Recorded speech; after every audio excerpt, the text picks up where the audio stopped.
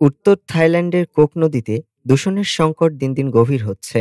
Myanmar থেকে নেমে আসা এ নদীর পানি দীর্ঘদিন কৃষিকাজে ব্যবহৃত হলেও গত এপ্রিল থেকে স্থানীয়ভাবে সতর্কতা জারি করা হয়। দূষণের শঙ্কায় নদীর পানি ব্যবহার বন্ধ হয়ে যাওয়ায় কৃষকরা এখন ভূগর্ভস্থ পানির ওপর নির্ভর করছেন। মার্কিন থিঙ্ক ট্যাঙ্ক স্টিমসন সেন্টারের নতুন গবেষণায় দেখা গেছে, দক্ষিণ পূর্ব এশিয়ার মূল ভূখণ্ড জুড়ে প্রায় ২,৫০০ খনি সক্রিয় রয়েছে, যাদের একটি বড় অংশ অনিয়ন্ত্রিত ও অবৈধ। এসব খনি থেকে সায়ানাইড, পারদ, অ্যামোনিয়াম সালফেট সহ বিষাক্ত রাসায়নিক নদীতে মিশে যাচ্ছে।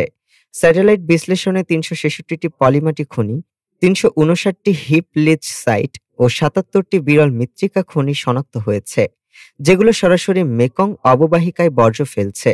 গবেষকরা আশঙ্কা করছেন, মেকং, সালউইন ও ইরাবতী নদীর বিভিন্ন উপনদীতে ভয়াবহ দূষণ ছড়িয়ে পড়তে পারে।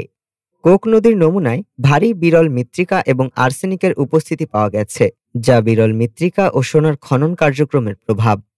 মিয়ানমারের অস্থিতিশীলতার মধ্যেই সীমান্তে নতুন খনি সম্প্রসারণ পরিস্থিতিকে আরও জটিল করেছে। থাই সরকার ৩টি নতুন টাস্ক ফোর্স গঠন করে দূষণ রোধে উদ্যোগ নিয়েছে। তবে স্থানীয়দের দাবি, কোক নদীকে নিরাপদ ও ব্যবহারযোগ্য রাখতে জরুরি পদক্ষেপই এখন প্রয়োজন। ডেস্ক রিপোর্ট, আজ বার্তা।